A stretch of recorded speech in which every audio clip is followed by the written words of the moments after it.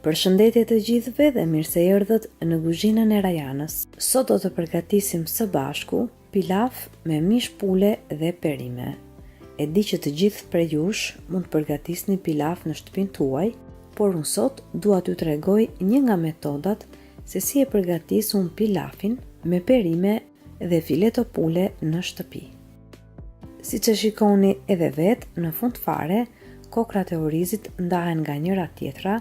Kjo tregon që pilafi është bërë shumë i mirë, prandaj të gjithë ju që doni të përgatisni një oriz shumë të mirë në shtëpinë tuaj, ju ftoj që të ndiqni videon deri në fund për të parë të gjitha detajet që do të përdorim gjatë videos.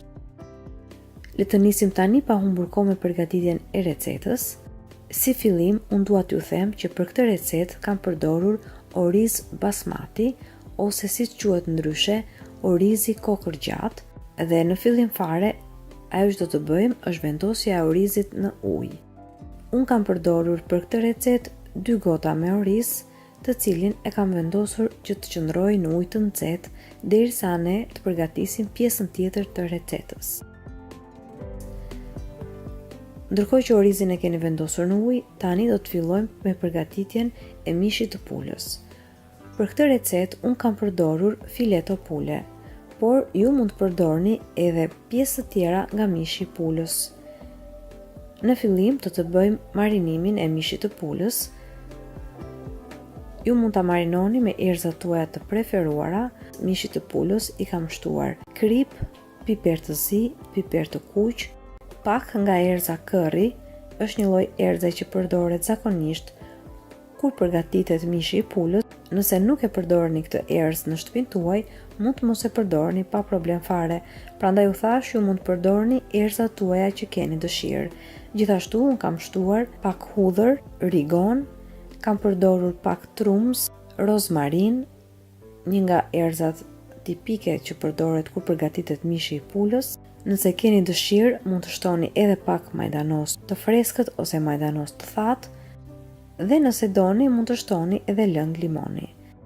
Dhe mishin e pulës do ta gatuajmë në zjarr mesatar, derisa të shikoni që mishi do të fillojë të ndryshojë ngjyrën, derisa të shikoni që mishi të skuqet mirë nga të dy anët, pasi në këtë rast mishi do t'i japim vetëm një skuqje të lehtë, pasi mos harrojmë që recetën do ta vazhdojmë më tej edhe me përgatitjen e orizit. Dhe kur shikoni që mishi ka marrë një skuqje të lehtë nga të dy anët, mishin e pulës e heqim nga tenxheria dhe tek e njëjta tenxhere do të fillojmë me përgatitjen e pilafit.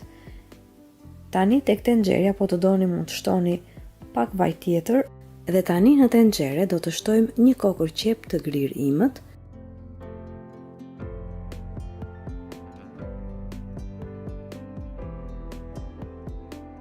Gjithashtu do të shtojmë edhe një spec dhe një karrot të grir imët. Edhe do t'i lëm perimet që të kaurdisen në zjarr mesatar derisa ato të fillojnë të zbuten. Gjatë kësaj kohe që perimet kaurdisen, ne do të merremi me orizin. Orizin, siç u thash në fillim, e kemi vendosur në ujë të nxehtë dhe tani orizin do ta lajm mirë me ujë të ftohtë derisa orizi të nxjerr ujë të kulluar. Ju thash në fillim që un kam përdorur oriz basmati ose oriz kokër gjatë.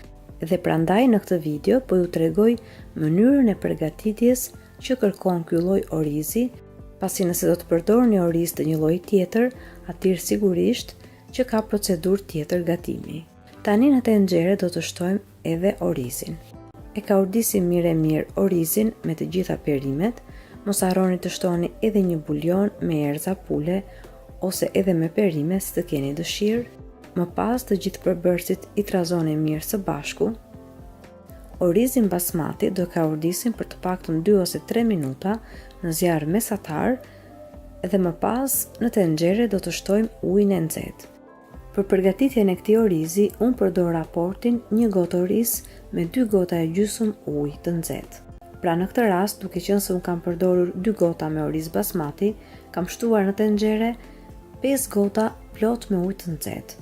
Mund të përdorni edhe lëngun e mishit të pulës dhe pasi keni shtuar edhe ujin e nxehtë në tenxhere, tani do të shtojmë edhe mishin e pulës që përgatitëm në fillim.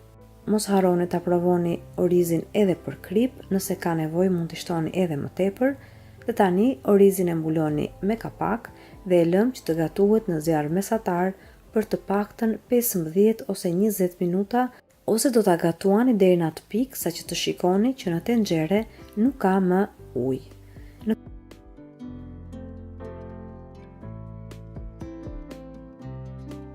Dhe si për orizit mund të vendosni një pecet, më pas i vendosni edhe kapakun dhe e lëm orizin në këtë mënyrë për të paktën 10 minuta dhe pas 10 minutash mund ta fikni zjarrin dhe orizin e keni gati. Tani do ta shikoni që orizi ka dalë fantastik, kokrat ndahen nga njëra tjetra,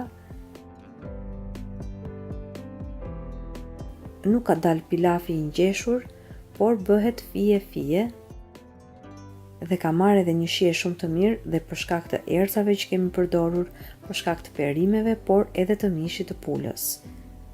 Jeni të lirë që të përdorni erëzat që keni dëshirë kur përgatisni këtë recetë. Më besoni që kjo është një mënyrë shumë e mirë për përgatitjen e orizit kokorgjat.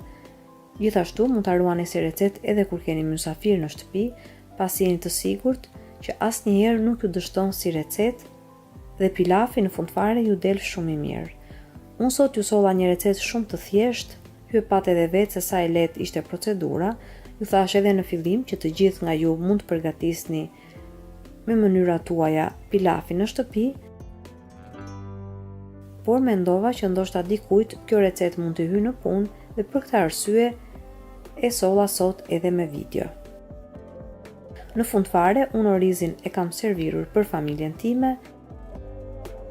Shpresoj shumë që kjo recetë t'ju ketë pëlqyer edhe juve dhe nëse po, mos hezitoni të jepni asaj një like, si dhe ta shpërndani me miqtë e familjarët tuaj në rrjetet sociale.